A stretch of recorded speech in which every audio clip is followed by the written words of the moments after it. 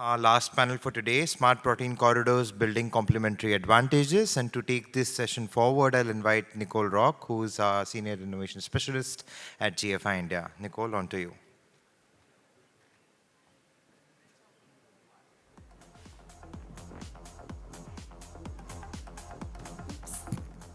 Hi, everyone. Good afternoon. Thank you for staying with us for the last day and today as well. I'm very excited about this session. At GFI India, over the last 5 years, we've been working towards building out an enabling ecosystem in India, but we can't do that alone. And so we've been working closely to deepen and leverage existing bilateral relationships that we have with countries across the world to promote advancements in research, in technology, in business, and in regulation in the field of alternative protein. And so with that, today we have a panel session focused entirely on our efforts of building what we're calling smart protein corridors to continue to build and deepen these relationships and opportunities for mutual growth of our ecosystems in India as well as in our partner countries. As you've heard over the last 2 days, we believe India has a significant role to play in the development of the alternative protein sector globally. We have the potential to accelerate new product innovation and lay down the path towards cost reduction, thereby advancing the sector on key aspects related to taste, price, accessibility, and also establishing a model for the growth of this sector, not just in India, but across the developing world. Like I said, this cannot be achieved on its own. While India does have its unique strengths, it could certainly benefit from more partnerships with mature ecosystems. In saying that, countries like Canada, like Israel, like the Netherlands and Singapore, among others, have emerged as key knowledge hubs for alternative protein globally, representing major hubs for innovation and technology, as well as end markets with high consumption potential. With that, I'd like to invite our panelists on stage. We have Mr. Arun Seth, who's our chair for the session. Mr. Arun Seth is an advisor for GFI India. He was also the founding managing director of British Telecom back in 1995, when he helped acquire 45% stake in Airtel, one of India's largest telecom service providers. As an elected board member of NASSCOM for more than a decade, he has worked actively with government and regulators on shaping and continuing to shape the landscape of what we're seeing as India's telecom industry. We have a lot to learn from Mr. Seth, and I'm hoping he'd be able to share some of his insights on how that can be adopted for the growth of the alternative protein sector in India as well. Next, we have Ambassador Marten Berg. Marten is the ambassador of the Kingdom of the Netherlands to India. Prior to his appointment as ambassador, he served as Director General Foreign Economic Relations at the Ministry of Foreign Affairs in the Netherlands from 2015 to 2018. His first entry into public life was as the Senior Policy Advisor of General Technology Policy at the Ministry of Economic Affairs. His subsequent posts included Deputy Chairman of the Working Group on Technology Transfer at the United Nations Conference on Trade Development, and Adjunct Secretary General at the Ministry of Economic Affairs and Deputy Director for Spatial Economic Policy. Next, we have Ms. Haga Lino Spirotal. Haga is a trained diplomat currently serving as a political advisor at the Embassy of Israel in India. Previously, she served as DCM in Oslo, Norway. Hagar is a registered nurse and has worked at the Clinical Research Center at the Tel Aviv Medical Center.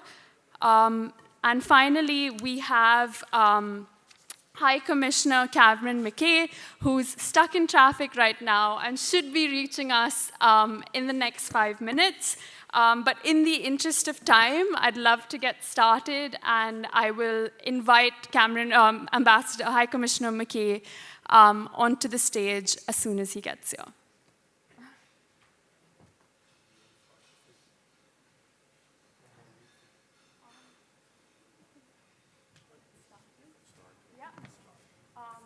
Great. So thank you all for joining us. Thank you for taking the time to be here. It's been an absolute pleasure working with both the Embassy of the Netherlands as well as the Embassy of Israel in India. Earlier this week, we held a stakeholder consultation in partnership with Invest India to highlight opportunities for bilateral partnerships with key geographies. And we've certainly learned a lot, and we'd like to expand on some of those opportunities during the session today, specifically highlighting how the Indian ecosystem can better partner with ecosystems in Israel, with ecosystems in Netherlands, to promote the bilateral growth of the smart protein sector, and where you see complementary advantages that we should be taking note of and we should be promoting more carefully across business, across policy, as well as industry. So to just get us started, the Netherlands has dedicated significant funding towards a protein transition. How is the Netherlands effecting a protein shift away from livestock-derived foods and towards higher consumption of plant-based, fermentation-derived, and other sources of protein? How successful have you been? And how long are we away from a just protein transition in Netherlands, but globally as well? I think we very much support a protein-based transition, and it's very strong. I think the best illustration is if you go to a supermarket. For example, my daughter is vegetarian, and when I did shopping with her 10 years ago, there was hardly any protein-based food in the supermarket. But now, if I do the shopping with my daughter today, it's a totally different picture in the supermarket. And there's a lot of protein-based food, whether it's meat or dairy products. So you see a big transition. Also, using microorganisms to make protein-rich food. It is really, really happening. Also, because we are all aware that if you only having your food based on livestock, it has a huge implications for our ecological systems. So there's a lot of awareness among consumers. So they're really looking for a different kind of food, and basically working what we call SDG 12 on responsible consumption. And this transition is really taking place. On the one hand, driven by consumers who are really looking for responsible consumption. On the other hand, driven by companies who are making a business case and doing all kind of innovations on also supplying all kind of different plant-based food, whether it's meat or dairy products. So the transition is really taking place. Yeah, and I think we're seeing the early stages of that in the Indian ecosystem as well. Over the last 2 days, we've tried to incorporate products from different startups that we're seeing across the landscape of meat, eggs, and dairy. And we've had very positive responses towards the kinds of products that we're seeing in the market right now. And it's completely being driven by interest from consumers, from an environmental standpoint, but from a health standpoint as well. And with that, I'd like to welcome High Commissioner MacKay. Thank you so much for joining here, and I apologize for the long distance that you had to travel and the traffic. So just to give you a second to warm up, I'll quickly move to Hagar, and then I'd love to talk a bit more about the Canadian ecosystem. But Israel has been a sort of front runner in technology development and entrepreneurship in alternative protein. What would you say have been the main factors that are unique to the Israel ecosystem that have sort of helped push that innovation and technology development along the way? Thank you. First of all, I participated today since the morning, and I've heard some magnificent speakers, and it was really eye-opening for me to be hearing all the speakers that participated today. Thank you for organizing this event and for this paneling specifically. It was very inspiring, to see the motivation, and there is a hope to see progress even soon. I would start by saying that I'm a vegan myself, so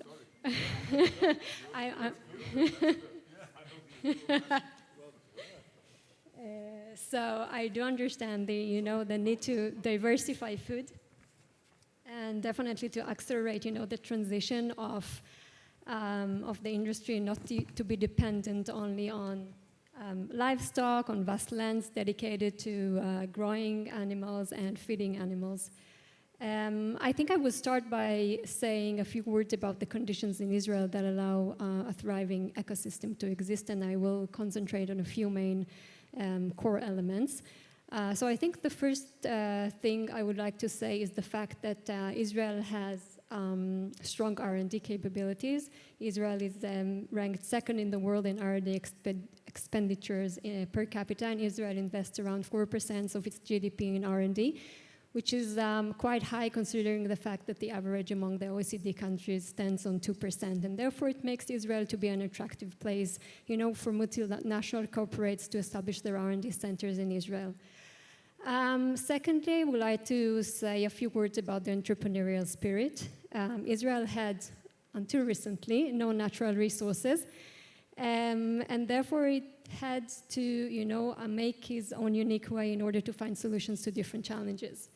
One of the first priorities was to invest in education, and gradually this investment has resulted in very active environment, vibrant academia that laid the ground to a thriving R&D hub. Thirdly, I would say that we have flexibility in the sense that, the geostrategic neighborhood or challenges have pushed Israel to find solutions to different challenges in the sense of quickly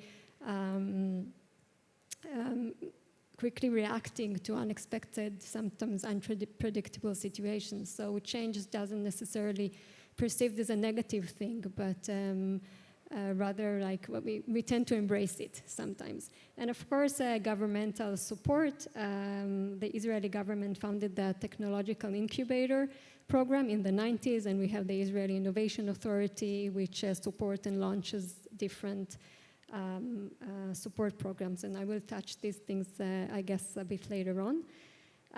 So this ecosystem, which allows all these ingredients or components to live side by side, and it's some kind of like an integrative Israeli approach.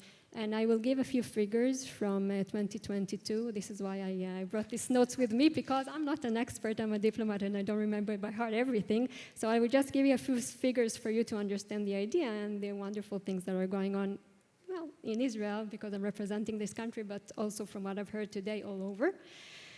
So Israel is ranked first in the world in plant-based investments, comprising 22% of global investments in the field. 38% of global investments in fermentation-derived proteins were in Israeli startups. And Israel is ranked second in the world in total investments after only the US, which is quite impressive. On top of that, of course, we have incubators, we have accelerators, and they give tools and resources for entrepreneurs to transform their ideas into actual products, innovative products. We do have also flourishing venture capital firms which play a vibrant role and a prominent role in it. And again, governments could and should play a prominent role in it, giving incentives to different kind of programs. Maybe I will sum up by saying that, Israel is bringing innovative technologies to the forefront of the global efforts to make the food system more resilient and more sustainable. Yep. Thank you so much. Thank you so much for that. Welcome, High Commissioner MacKay. Thank you so much for joining us. Just quickly to give an introduction, High Commissioner Cameron MacKay is a career diplomat with foreign policy and trade negotiation experience in Asia, Europe, and the Americas. Before his assignment to India, he was Canada's ambassador to Indonesia and Timor-Leste. In previous roles at Canada's Foreign Ministry, he was Director General for Trade Sectors, Director General for Trade Negotiations, and Director General for China Trade Policy. Hi, Commissioner, we're so excited to have you here. Over the last 2 days, we have heard so much about Canada's Plant Forward conference and a lot of excitement from the Indian ecosystem as well to just learn from what the Canadian ecosystem is doing to move forward this sector. We've also heard a lot from our university partners about university partnerships between Indian and Canadian universities. So I think everyone in the room is very excited to hear from you and to understand more about what Canada is planning and the vision that Canada has for this sector. So quickly, just to get us started, Canada has sort of recognized alternative protein innovation as a way to keep your agri and food sector strong and competitive. Could you tell us a bit more about Canada's end game in this regard? Because like I said, it really is visionary and something that can be emulated in countries outside of Canada as well. Great. Thanks very much for that kind introduction, and thanks to the Good Food Institute and to FICCI and Invest India and the Government of India for pulling this important conference together. In answering your question about the end game and the vision, et cetera, maybe let me talk about some of the drivers. And I think we all know in this room just how important climate change is as a global challenge. I don't need to go into the details of that. Everyone's really familiar. And then just over the last few years, with first the pandemic disrupting global supply chains, et cetera, and then on top of that, more recently, Russia's illegal invasion of Ukraine driving up food security issues. I mean, really putting food security back on the table as a global challenge that we hadn't been thinking about that way for some years. So food security, climate change, two big drivers, and let me leave you with a couple of facts that I just read myself, on the way here today, but they're just astonishing. Global food demand is expected to increase by 70% by 2050. And a lot of the driver there will be the demand for protein here in Asia. And that means that the world will need to produce as much food in the next 45 years as we have in the last 10,000 years. That is an absolutely staggering figure. In order to feed the growing population of the planet, that's how much food we need to produce. So as soon as you sort of think about those two facts, you must immediately turn your mind to how can we have smarter protein and plant-based protein and not just livestock and animal-based protein. And so it's in that light that the Canadian government has really doubled down on smart protein initiatives and how can we grow that much more food and keep greenhouse gas emissions low. I mean, it all points in the same direction. And I know we're here for a while. I'm happy to speak in a few minutes about what it is that Canada is therefore doing about that. Yep, thank you so much. And I think everything that you highlighted, whether it's in terms of climate change or food security, in the emerging world, as much as we are in India as well, we also face a sort of double responsibility for the work that we're doing to make sure that the food that we're producing and we're sort of promoting a sector that is really addressing malnutrition as well. And all of these challenges that you highlighted are overwhelming in themselves and really does require coordinated effort across departments, across ministries. And I think what Canada has done really well, specifically in terms of the protein supercluster that you have built up to promote the plant-based ecosystem in the country by sort of bringing together business activity, research, entrepreneurship in a sort of mission-style program, which is something we at the Good Food Institute India are specifically very interested in. We are working towards what we're calling a national mission for smart protein, bringing together partners from bilateral countries, bringing together the academic ecosystem, bringing together industry and businesses. And I think we've all gotten a little taste of that at the summit for the last sort of 2 days. But I'd love if you could expand a bit more about some of these mission-style programs that have been developed by the Canadian ecosystem and what enablers that we specifically need to consider as we build out similar programs for the Indian ecosystem. So speaking about the supercluster initiative, I mean, really below the supercluster initiative, which I'll come back to, there's a couple of key foundational points that, again, Canada recognizes, I think, about ourselves. One is that we have lots of available farmland, and that means that long before the government had thought about clean protein and a smart protein and a supercluster, we already knew that we're a global leader in exports of plant-based proteins. We're the world's largest exporter of pulse crops, so lentils, peas, beans, and chickpeas, et cetera. That's about 6 million tons annually. About 48% of that, almost half of that is peas, and the rest, almost all the rest is lentils, really. Just last year, in the middle of the pandemic, our agricultural food exports hit $82 billion, and that includes about 426 million to here in India. So a big producer of this form of protein in the first place. Layer on top of that, point number 2, our business environment. We just wouldn't be in a position to grow that kind of protein and export it and provide food security to our trading partners if we didn't have a really sound business environment. We see farming absolutely as a business. It's a high-tech business, and we think that our business environment is second to none. And this is really key, we think, for anybody who wants to address food security. We have low business costs. We have access to export markets through free trade agreements. We're the only G7 country with a free trade agreement with every other G7 country. 51 countries covered in our free trade agreements, 60% of the global economy covered through our FTAs. World-class research facilities, universities, and private research facilities, think tanks, access to a diverse talent pool to drive an innovation ecosystem, and that includes government immigration programs and innovation initiatives that help companies to access high-tech talent, whether that be in Canada or abroad. If the person you need is abroad, bring them into Canada and help drive your business forward. So we've got the land, we have the business environment, and then it was on top of that that the government thought, how can we bring this together into a so-called supercluster? We have 5 superclusters in Canada, actually. Digital technology, oceans on the, principally on the East Coast, et cetera. Protein supercluster is mostly in Western Canada, where most of this, these crops are grown. And the government is basically investing money. It's for the most part relatively small seed funding to bring together businesses, farmers, research institutes, exporters, startups, and give them the little bit of seed funding so that they're all working together toward that same goal. That's what the supercluster is really all about.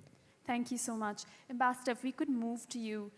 The Netherlands boasts a very unique ecosystem, also enabling sort of rapid innovation and partnerships in the food and agri space, as well as in the alternative protein sector. We've had startups from India actually use the Netherlands as a soft landing to expand into the rest of Europe, but also seeing the Netherlands as a key partner for product development to support the protein processing industry in India.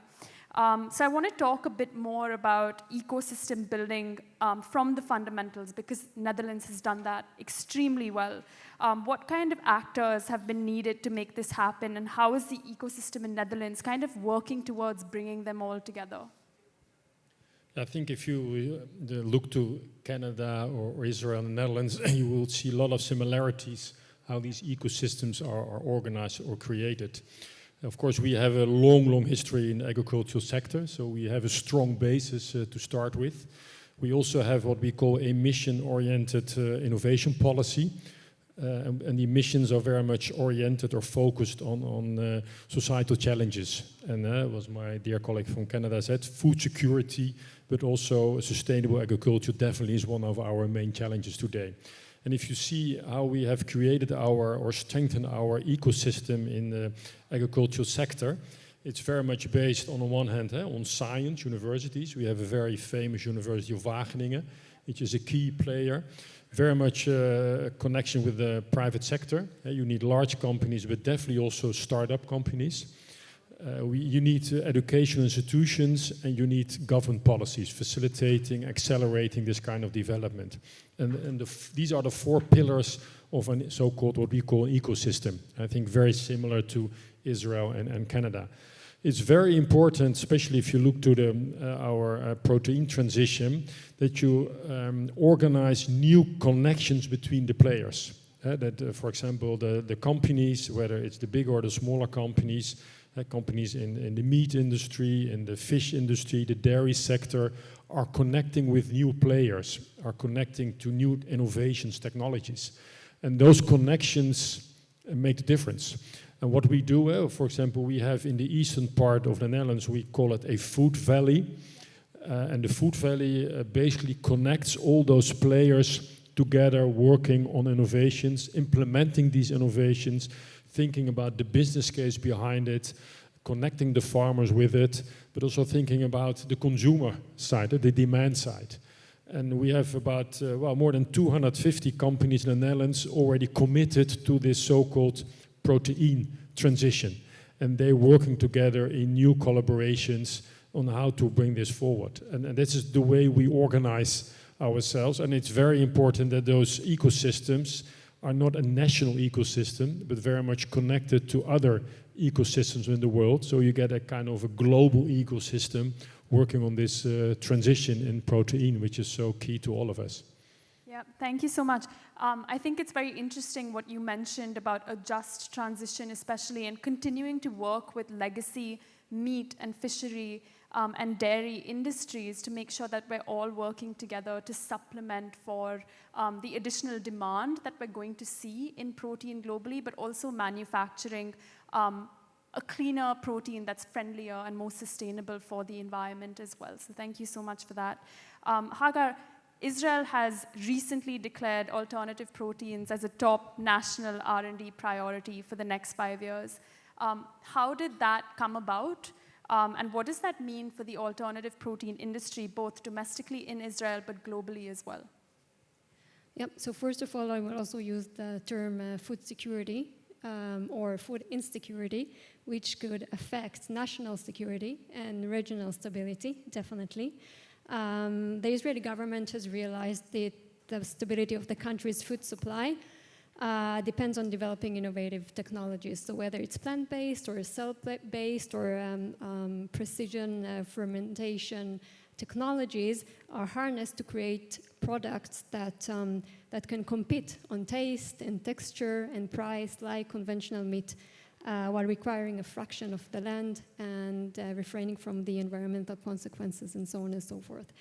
So it also seems that the industry should, in a way, adapt itself to the current human consumption. So if a few years ago we thought that by, lecturing, by trying to educating people in the society of changing their habits or the way they consume food, we now realize that it's not really the case. So we need to find some kind of alternatives that not force people to change their behavior, but basically to provide them what they are used to eat and consume. In this regard, I would like to also mention the fact that Israel has drafted an alternative protein national plan. It is called From Innovative Ecosystem to Industry Building, and it has identified 3 main obstacles in regards to research, infrastructure, and regulation. It hasn't formally approved, but it has provided some kind of a preliminary framework for us to understand the field better and to get some tools. It's a national plan, I think, that supports academic research and supports the commercialization of research, and a plan that provides the conditions for companies to grow into an innovative industry. I will also mention the Civil Research and Development Council, which has submitted the National Scientific Technological Priority Areas for the next 5 years, and they chose 5 fields. One of them is food tech. Also, a small anecdote, the Israeli president has hosted in his residence an event in which for the first time an Israeli president actually tasted cultivated meat made by an Israeli company, and he hosted it right before the Israeli delegation went to COP26. So Israel dedicates research funding tracks for advancing alternative protein innovation in academia. For example, I will mention the Israeli Ministry of Agriculture and Ministry of Innovation, Science and Technology, which launched an alternative protein research grant in collaboration with GFI Israel, offering funding for 13 selected projects. Also approved earlier this year, Israel established the world's largest cultivated meat consortium with the aim of advancing and supporting collaborations between academia and industry. So basically, there are many factors that are contributing to Israel prioritizing this field. No, thank you so much. And it's interesting that you mentioned the tasting event, because recently as well, there was a cultivated meat tasting event that was organized in Israel that our ambassador of India actually attended. And it's opening doors up for us here in the Indian ecosystem as well, because I think it's different to talk about something from a technical perspective and then actually going in and experiencing it yourself is a whole other experience, and really is driving interest and curiosity in the sector, which I think is a good first step for us to be having these conversations and to potentially expand these conversations into action, which is what we're aiming for through this summit and through our work together as well. So in saying that, we've been talking about these sort of smart protein corridors. And what we're really aiming for here is to sort of unlock opportunities for technology transfer that we've spoken about happening to a really high degree in all of your markets right now. Open up opportunities for licensing some of that technology to the Indian ecosystem, building out market linkages and business relationships between our countries, opening up greater opportunities for trade and government partnerships as well, specifically focused on this alternative protein sector. It's hugely important for the development of the Indian ecosystem, but I also think that it could contribute massively to the development of this sector within each of your geographies and contribute to these issues of food security and climate resilience and agri-resilience as well. So High Commissioner, if we could start with you. Canada and India each have unique strengths that we can stimulate for major bilateral wins. And that's a good thing because there's a huge amount of work to do over the next decade.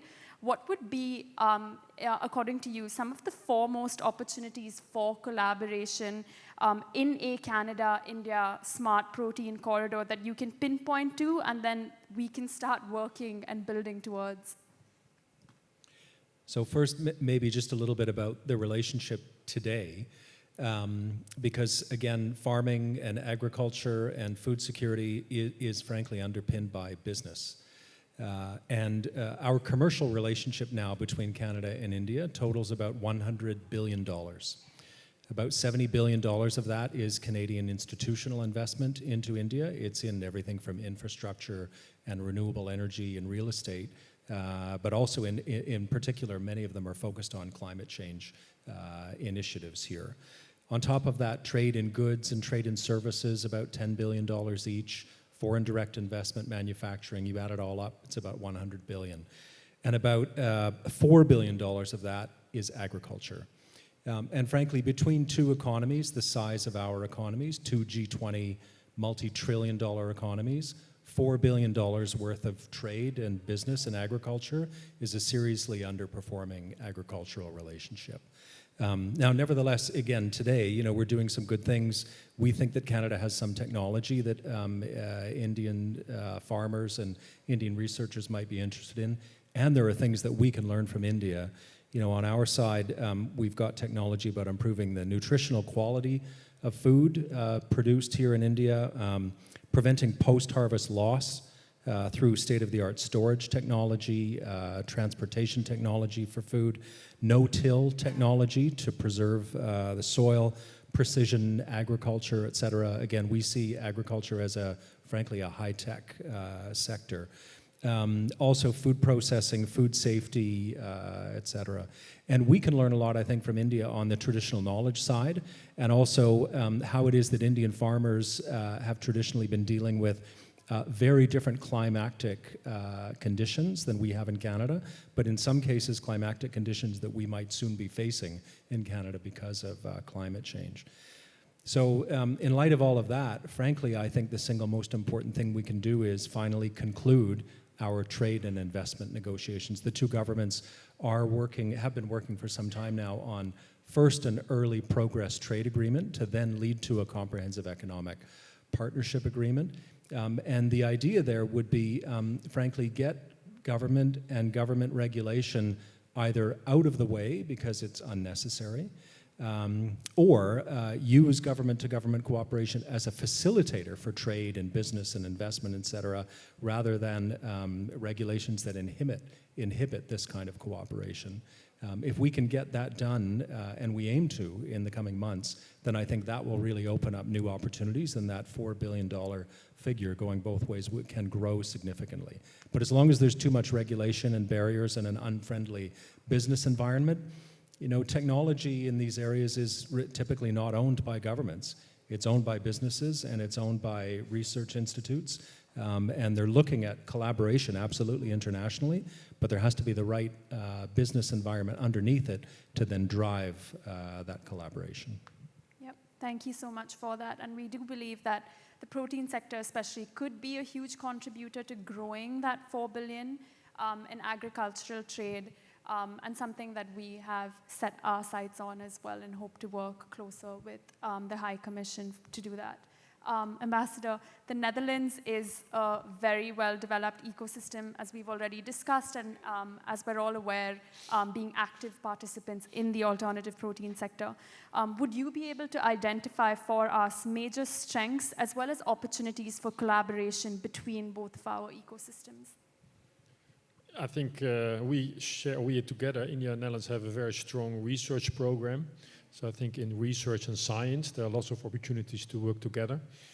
India and the Netherlands both have a strong startup ecosystem.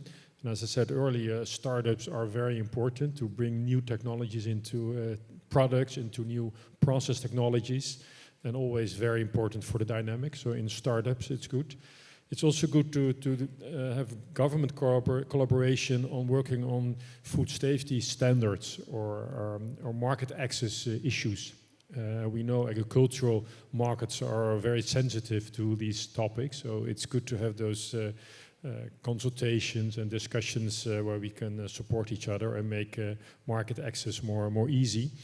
Then we see a lot of Indian companies working in the Netherlands, but also a lot of Dutch companies in India, about 350 Dutch companies working in India, also agricultural companies working on this plant-based food. So to share expertise, to share knowledge is, I think, extremely important. And well, EU and Netherlands and India both are huge consumer markets, so that gives a huge potential for companies. And maybe finally, because food is also very much connected to culture, so getting to know each other culture and then how to introduce new food or new food products into a market, I think very important. The taste, which you see today, I mean, plant-based products are delicious, are wonderful to eat. So also to make that transparent, to people know about it, but also think about how you import or how you introduce new kind of food products into a different culture. I think it's important to share this knowledge and experience as well.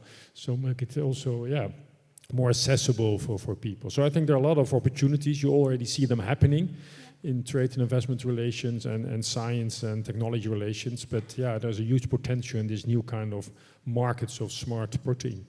Yep, thank you so much. At the stakeholder consultation that we held earlier this week, we also heard about the Indo-Dutch vocational training programs that are being run by the government of the Netherlands in India that has been transformational in sort of training some of that talent, and we've talked about the opportunities for job growth within this sector.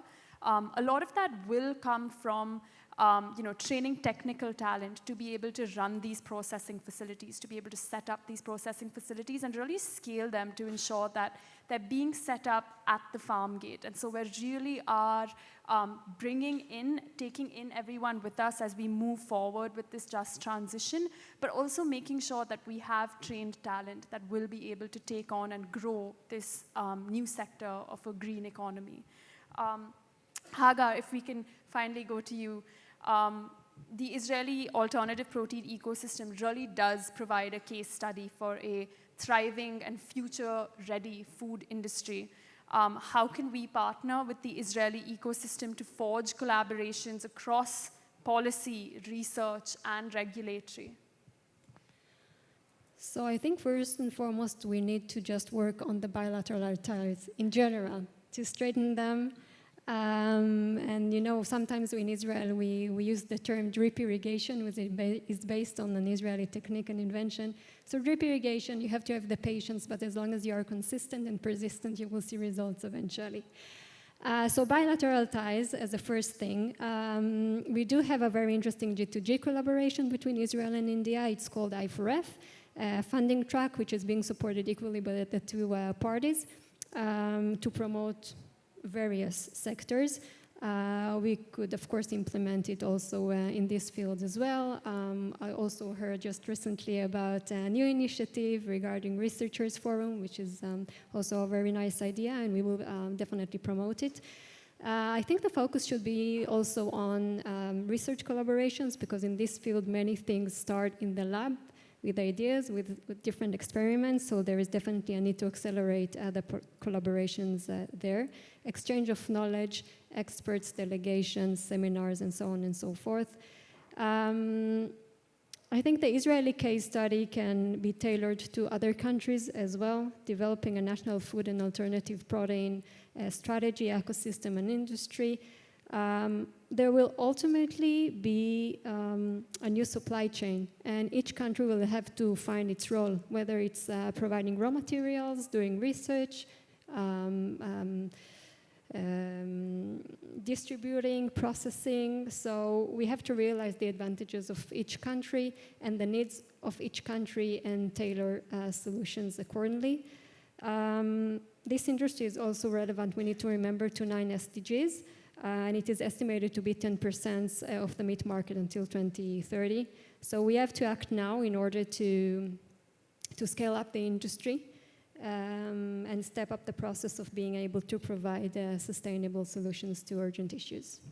Thank you so much for that. And I think you highlighted that quite well. It really is about identifying strategic opportunities within each of our geographies and working to ensure that we're working towards mutual gain of both of our countries, but also with an eyesight on what the end goal is here for the sector, which really is to make sure, there's food security, we're taking in consideration the impact of our food system on the climate, and really working towards reimagining a system, to make sure that my kids and my kids' kids have a future on this planet as well. With that, I'd like to invite Mr. Arun Seth to give some closing comments and, any questions that he has for the panelists. Oh, yeah, get them. I can take this. Thank you. No, thank you. I'm fascinated just listening to all of you from various parts of the world saying. The only thing I can say, in the smart protein place, you guys are far ahead where India is, especially making it into a mission mode, and I hope we are able to, at GFI, we're able to take this message to the government to create a similar kind of high priority for this particular space. So that's one of the biggest learnings that I have from here. But just starting off, given the current geopolitical scenario you mentioned about Ukraine and other things, I'm from the telecom industry. There are lots of issues around, various countries around telecom, security issues around that. Security issues around that. So I would say that I've been involved in the sector for long, but while America has come up with the CHIPS Act to do things there from a strategic point of view, I would say food security, what you're saying, and the planet's sustainability and the future of mankind, this is a super strategic area where we shouldn't let these little areas stop cooperation. This is so important to us. That's the one message that I get from here, and I hope you can take it back to your governments from this point of view and across all the G20 and wherever it is. Next year is G20 in India. So this is super important. While those political considerations are there, it's fine. So I would say here a little example from, that we in India are privileged with so much land, so much water, so many resources, so is Canada. You don't have that luxury. So I'll give a little example. 30 years ago, I used to work for a company which had Kisan tomato sauce as one of our companies. I went to Israel, and we were trying to cooperate on tomato growing. So I said, and I went there, and I said, we produce so many tons per acre. He said, what's that? I said, what do you measure in? He said, we measure it by liter of water. So I think there's a message there that we need to think for this smart protein area.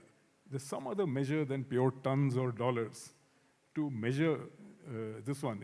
I don't know what that answer is, and maybe we can come up with something, because you need to, what you measure, you can change. I think we're still measuring by the old methodologies. I'm just leaving it as a problem. Like, you guys came up with the tomato production per liter of water. I had never thought of that, because it's just abundant. But as a background, I'm not from your area of this at all. I'm from the telecom and IT area. And I see so many similarities with what we did 30 years ago. I was part of NASSCOM. And at that time, our entire industry revenues were $200 million, or something in that number. And we produced a report and said, in 10 years, 2008, we are going to be 10 billion. Sounds so small today, because today the entire IT industry is 250 billion. And I see it's a very similar way that we worked, and there, as NASSCOM, which was our industry association, like we had GFI here, we worked very closely with the governments in US, UK, everywhere to try and facilitate trade in some sense. And it worked very well. And again, I think in this sector, there's some learnings out there, how we can cooperate together in this one. So I would say I have a couple of learnings from my industry, which could be of relevance to the people in this room, and we've all worked together in this. One is aim very high. As I said, the $10 billion we dreamt of it in 2008. I'm pretty sure it should be 50 by sheer inflation. But it can be very large. And like High Commissioner, you mentioned 4 billion. I think there's ways to make that much, much larger. We need to add zeros to it. I think we're running out of time from a planet point of view. We just need to make it happen. We need to work very closely with advanced markets like you people, which are there, which is why the smart protein corridor is extremely important. All I can come back and say, 30 years ago in NASSCOM, we were not as smart in naming things. But the folks in this room and this industry is much younger. And I like the name smart proteins.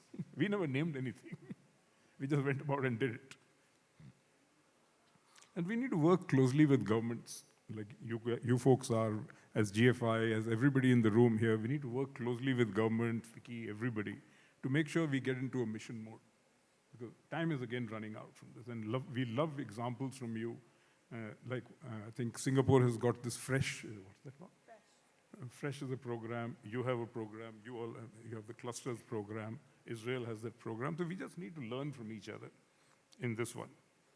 And then we need to emulate what Israel has done, as I gave you an example on innovation. Because we all need to innovate together, industry-wide collaborations, cross-border collaborations. We need more of those. And you mentioned about global standards. Like again, in the IT industry, we set up a global standard. We took the global standard and made sure that our producers were up to that highest standard. The other day in the closed room, when we were there, your colleague was there that day. He said, yes, you have make in India, but you also have fake in India. So we need to make sure that those bad actors don't tarnish the whole trade for us. That would be my this thing. And then we mentioned about talent. And I have a memory, I come from a city called Lucknow. We had an Indo-Dutch tool room 40, 50 years ago. And I remember one of your colleagues was a tenant in our house. So again, we need more of those in terms of the talent that we are putting. All these areas, the whole room is available here. We are all available to work together. So thank you very much once again. I think we have a chance to save the planet together. I don't think the 2-degree warming is far away. It's not far away. So how do we make this happen? By just more cooperation, and more cooperation. Thank you.